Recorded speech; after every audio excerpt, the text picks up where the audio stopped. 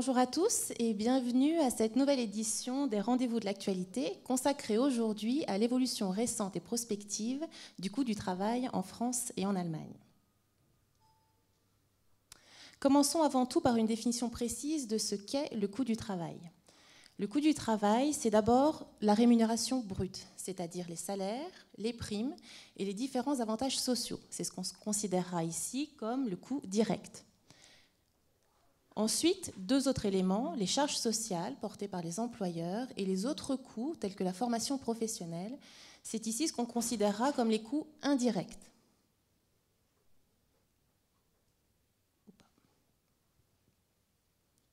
Alors, selon une étude de l'INSEE, la France a un coût du travail particulièrement élevé qui classe la France au 5e rang des pays européens en termes de coût du travail. Le coût horaire moyen du travail est de 35 € aujourd'hui en France, ce qui en fait est 10% supplémentaire au coût du travail allemand et 35% supplémentaire à la moyenne des pays européens.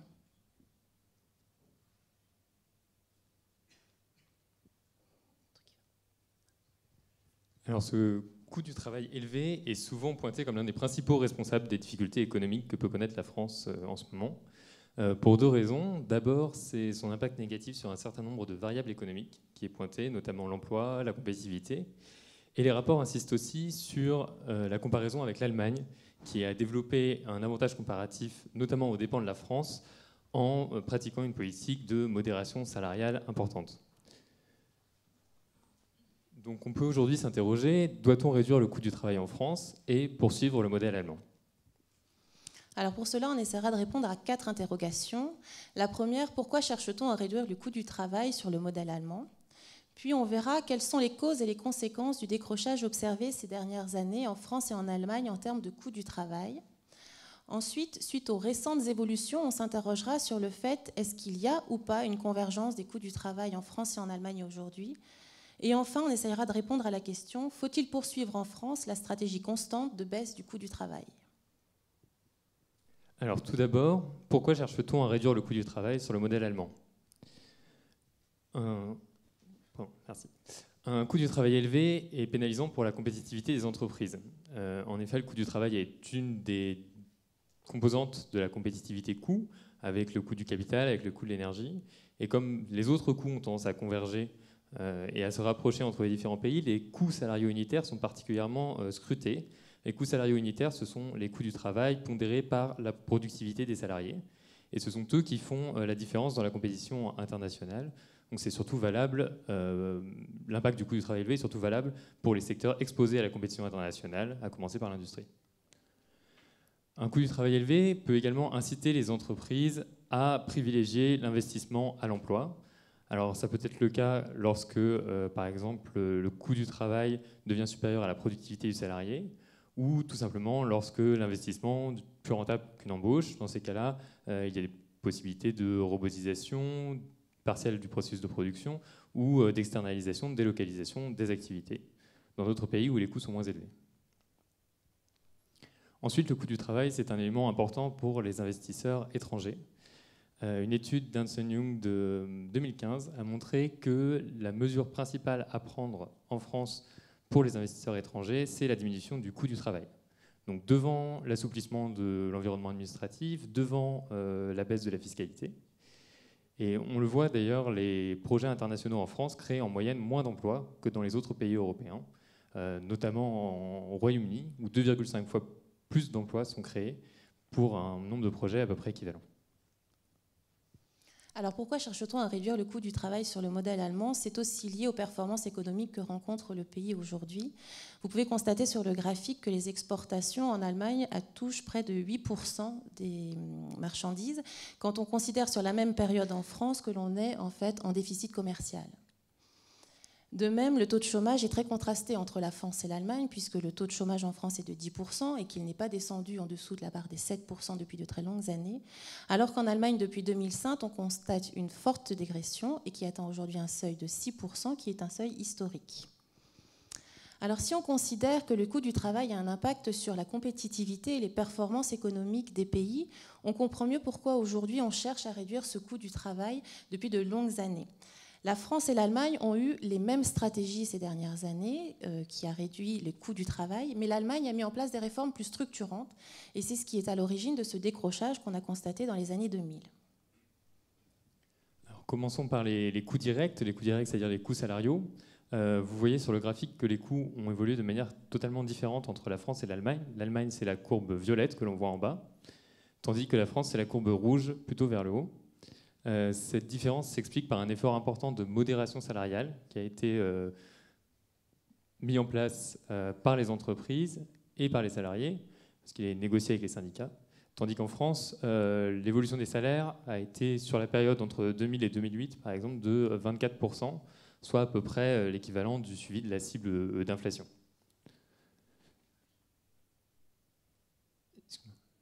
Merci. Sur les coûts indirects, ensuite, c'est le cœur de la stratégie de la France pour réduire les coûts salariaux. Il y a eu beaucoup de dispositifs qui ont été mis en place, une soixantaine en tout, qui peuvent se regrouper en plusieurs familles. D'abord des allègements ciblés qui ont été consentis sur les charges pour certains domaines, des mesures sectorielles, des mesures géographiques, des mesures aussi pour favoriser certains types de comportements comme le recours à l'apprentissage. Il y a également eu des allègements généraux avec une succession de dispositifs légaux qui ont visé un allègement des charges sur les bas salaires de jusqu'à 1,6 SMIC et qui visaient surtout à soutenir l'emploi plus que la compétitivité, pour un total de 22 milliards d'euros aujourd'hui. Il y a également eu une diversification du financement de la sécurité sociale avec le recours à d'autres prélèvements comme la CSG et le recours à la fiscalité du risque, avec la taxation du tabac, de l'alcool. Ces éléments ont évité un accroissement important des charges patronales sur le salaire. Cette focalisation sur les coûts indirects en France, elle s'explique par une part importante des coûts indirects dans le coût total du travail. C'est la part la plus importante en Europe, avec environ 34% du coût du salaire qui est lié aux coûts externes, aux autres éléments de coût, au-delà des salaires et des traitements bruts, alors qu'en Allemagne, par exemple, c'est que de 22%, comme vous pouvez le voir sur le graphique. Et donc cet élément s'explique surtout par le fait que la France a privilégié les cotisations sur les salaires aux dépens d'autres mesures plus indirectes, comme les mesures fiscales. On voit la différence entre la France et l'Allemagne, donc la France à gauche, l'Allemagne avant-dernier à droite, où les impôts qui sont liés aux revenus et aux salaires prennent une part plus importante en Allemagne, aux dépens des cotisations patronales, notamment le plus foncé en bas. Alors, comme je le disais tout à l'heure, l'Allemagne a également souhaité réduire son coût du travail dans les années 2000. Alors, rappelons également que dans les années 90, l'Allemagne avait une situation économique particulièrement dégradée. C'était lié à plusieurs éléments. D'abord à une situation historique liée à la réunification du pays. C'était lié aussi à une situation structurelle liée au marché du travail qui était particulièrement rigide, à une fiscalité qui était élevée et à une prestation sociale qui était considérée finalement comme désincitative auprès des investisseurs. Donc dans les années 90, la situation économique de l'Allemagne est particulièrement dégradée avec un très fort taux de chômage et avec une perte de compétitivité. Dans les années 2003, donc le gouvernement Schröder a décidé de mettre en place ce que l'on a appelé l'agenda 2010, c'est-à-dire un ensemble de mesures qui visaient à renforcer la compétitivité du pays et améliorer les performances économiques. Ça s'est traduit notamment par une flexibilité du marché du travail. Ça s'est aussi traduit par des réformes en termes de fiscalité et notamment un report des cotisations chômage sur la fiscalité. Et ça s'est traduit par une individualisation des prestations sociales, comme par exemple la retraite, avec l'introduction de la capitalisation en partie, et la prise en charge des frais hospitaliers en partie par les habitants eux-mêmes. Alors, comme je le disais, ces réformes ont eu des impacts importants et c'est ce qui est à la source de ce décrochage, puisque vous constatez qu'à partir de 2004, le coût du travail en France est supérieur au coût du travail allemand. Alors on peut aujourd'hui s'interroger, est-ce que cette divergence est toujours d'actualité? Il y a différents éléments qui laissent penser davantage finalement une convergence des coûts entre la France et l'Allemagne, et on va voir comment elle se manifeste. Donc tout d'abord sur les coûts directs, aujourd'hui on voit qu'il y a des progressions très différentes par rapport à la situation précédente. Les coûts salariaux en Allemagne ont tendance à réaugmenter après une longue période de modération. Tandis qu'en France, au contraire, on assiste au début d'une modération salariale. Donc, comme on le voit, la courbe du bas, c'est celle de la France. Cette modération salariale qui est portée à la fois par des efforts des entreprises, mais aussi par le gel du point d'indice pour les fonctionnaires, une progression du SMIC qui est moindre du fait d'une plus faible inflation. Alors, si l'Allemagne a souhaité réduire son coût du travail dans les années 2000, on constate aujourd'hui une stratégie un peu inverse aujourd'hui, notamment concernant les coûts directs et les coûts indirects. Alors, les coûts directs, c'est notamment le salaire et la mise en place du salaire minimum en Allemagne à partir de 2015 et ce jusqu'en 2017. Ça concerne une grande partie des Allemands et indirectement, ça augmentera le coût du travail. Comme vous le voyez sur le graphique, une partie des Allemands, notamment 27% des travailleurs de l'Allemagne de l'Est, 21% des femmes et une grande partie des travailleurs à temps partiel, n'accèdent pas à ce revenu minimum de 8,50 €. D'autre part, ça augmentera le coût indirect, puisque l'Allemagne a fait le choix d'augmenter ses cotisations patronales liées à l'assurance maladie et liées à l'assurance dépendance. En France, en revanche, on continue à privilégier la réduction du coût du travail et avec toujours le même levier, qui est principalement la baisse des coûts indirects. Donc, il y a de nouveaux dispositifs qui ont été mis en place. Le CICE, qui est entré en vigueur en 2013, donc le crédit d'impôt compétitivité emploi, qui constitue une réduction d'environ 6%, jusqu'à 6% de la masse salariale des entreprises sur les salaires allant jusqu'à 2,5 SMIC. Et ce, alors même que d'autres mesures ont été prévues pour exonérer totalement de charges les plus bas salaires. C'est le cas avec le pacte de responsabilité, qui intervient en 2015 et 2016, avec une exonération de certaines cotisations et contributions patronales jusqu'à 1,6 SMIC, et au-delà de 1,6 SMIC, jusqu'à 3,5 SMIC, une baisse des cotisations patronales sur les allocations familiales. Donc, ces différents dispositifs s'ajoutent aux dispositifs qui existaient auparavant pour réduire le coût du travail. Alors, on le voit, c'est principalement sur les bas salaires, entre 1 et 1,6 SMIC, qui reste quand même la priorité, parce que c'est un enjeu d'emploi, mais ça va aussi jusqu'à 3,5 SMIC. Alors, l'explication de ce décalage, c'est une volonté de favoriser la compétitivité des entreprises. Et la compétitivité à l'export est fondée avant tout sur des salaires qui vont un peu plus haut que le 1,6 SMIC. Alors, comme on le dit depuis tout à l'heure, l'Allemagne récemment a donc changé de stratégie et augmente son coût du travail, alors que la France a fait un choix inverse. Donc, si les salaires sont quasiment identiques ou aujourd'hui suivent une tendance identique en France et en Allemagne, on se rend compte que la part du coût indirect augmente en Allemagne, les charges patronales augmentent en Allemagne de 1,5%, alors que sur la même période, elles se réduisent de 2%. Vous constatez sur le graphique, qui est une répartition par secteur d'activité, que le coût du travail a progressé de 2,7% dans l'industrie en Allemagne entre 2012 et 2014, alors qu'il ne progresse que de 0,8% sur la même période. Cette tendance s'observe depuis plusieurs années, puisque depuis 2010, on constate un décrochage entre le coût du travail, en tout cas les progressions du coût du travail entre la France et l'Allemagne, et on peut justement s'interroger sur la convergence de ce coût du travail. Alors cette convergence, elle existe, c'est vrai, au niveau de l'industrie. Le graphique à droite, où vous constatez que le coût du travail allemand a désormais dépassé le coût du travail français. Concernant les secteurs marchands et les secteurs du service, le coût du travail français reste supérieur au coût du travail allemand, mais l'écart entre les deux tend toutefois à se résorber. Alors cette convergence, elle a plusieurs effets positifs pour la France. D'abord, on peut s'attendre à un rééquilibrage des relations commerciales qui passerait à la fois par une augmentation de la compétitivité des entreprises françaises, mais également par une hausse de la demande en Allemagne, une augmentation des marges des entreprises, une attractivité qui serait renouvelée, et également des effets positifs sur l'emploi. Alors pour illustrer ces effets positifs, on peut prendre l'exemple du CICE.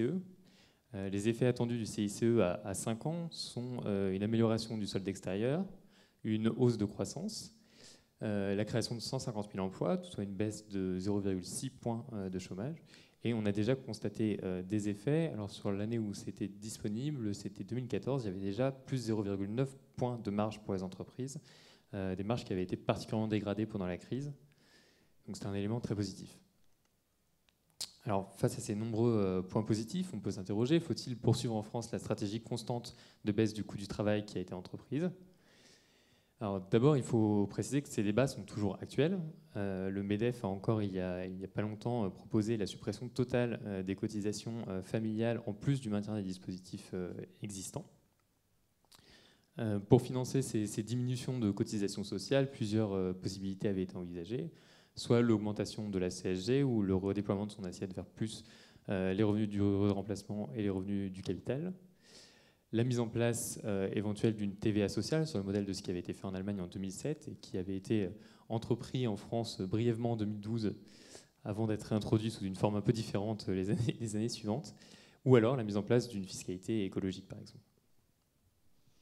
Alors si les débats sur la réduction du coût du travail existent encore aujourd'hui, il ne faut pas non plus surestimer l'impact du coût du travail sur la compétitivité des produits, des pays. De nombreux économistes s'accordent à dire que finalement, le coût du travail, les salaires et les taxes et les taux de charge sont que des éléments mineurs dans la composante de la compétitivité. Il faut savoir dans une entreprise que si vous augmentez le coût du travail de 10%, il a été estimé que cela ne réduisait que de 2 à 4% les exportations. Cette course à la baisse des coûts du travail, elle passe aussi par des statuts moins protecteurs et finalement une baisse des coûts est souvent synonyme d'une baisse de protection pour les salariés. Alors c'est valable pour les travailleurs détachés par exemple. La France et l'Allemagne sont les deux principaux pays qui accueillent des travailleurs détachés. La France en accueille près de 230 000 en 2015. Ces travailleurs détachés, c'est un avantage pour l'entreprise puisqu'elles ne payent pas les cotisations sociales dans le pays d'origine. Mais on assiste à certains abus, par exemple des sociétés qui s'installent à l'étranger et qui font travailler des Français en France par voie de détachement. Les statuts d'auto-entrepreneur sont également des manières de contourner un petit peu ce coût du travail en s'exonérant finalement de cotisations sociales, mais aussi de paiement des congés, des heures supplémentaires pour les entreprises qui les embauchent, avec parfois des détournements des auto-entrepreneurs qui effectuent un travail de salarié. C'est le sens notamment des actions qui sont engagées actuellement par l'URSSAF contre certaines plateformes collaboratives. Alors d'autre part, il faut mettre en lumière toutefois que la réduction du coût du travail peut avoir des effets néfastes sur les pays, et notamment en termes d'inégalité et de pauvreté. Suite aux mesures qui ont été prises au sein de l'agenda 2010, il a été constaté que le coefficient de Gini a largement progressé et a largement dépassé celui de la France dans les années 2005. Il faut aussi constater que le taux de pauvreté en Allemagne est plus important que celui constaté en France, avec un écart de 2 points. Cette recherche constante du moindre coût, elle a également des effets pervers en matière économique. Alors d'abord, les différentes mesures de réduction du coût du travail en France se sont concentrées sur les plus bas salaires, avec un risque de trappe à bas salaire, c'est-à-dire pour les entreprises de privilégier des salaires en dessous d'1,6 SMIC en profitant des différentes réductions de charges. C'est également une stratégie non coopérative, puisqu'elle vise à mettre en place un avantage relatif par rapport aux différents partenaires commerciaux. Et donc à ce titre, elle est surtout valable à court terme. Elle a un effet également dépressif sur la demande, avec une modération importante des salaires, qui se voit d'ailleurs dans les effets déflationnistes qui sont visibles dès à présent, enfin depuis 2 ans en zone euro, et qui continuent aujourd'hui. Et c'est une stratégie surtout qui ne pourrait pas être généralisée à l'ensemble de la zone euro, puisque les excédents allemands, on l'a vu, sont gigantesques, à hauteur de 8% du PIB. Et au niveau de la zone euro, ça correspondait à un déséquilibre très important au niveau mondial et à nécessairement un réajustement monétaire.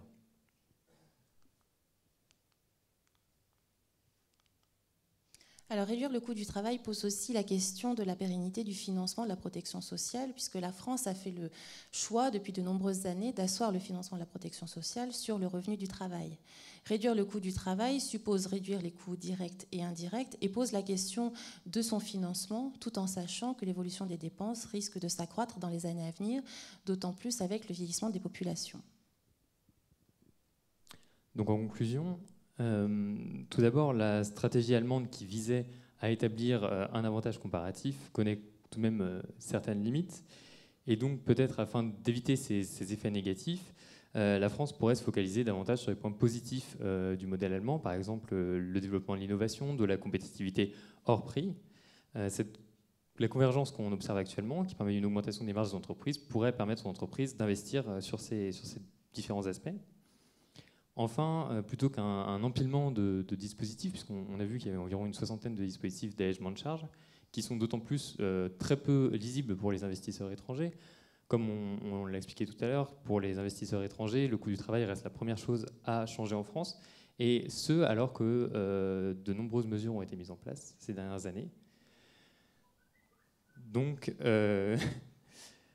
plutôt que de se focaliser sur un suivi de cette stratégie allemande qui avait été mise en place dans les années 2000, peut-être qu'on pourrait également privilégier une valorisation des avantages qui sont permis par notre coût du travail élevé, et notamment des avantages permis par la protection sociale, avec une population dynamique, une forte productivité et un investissement important en capital humain.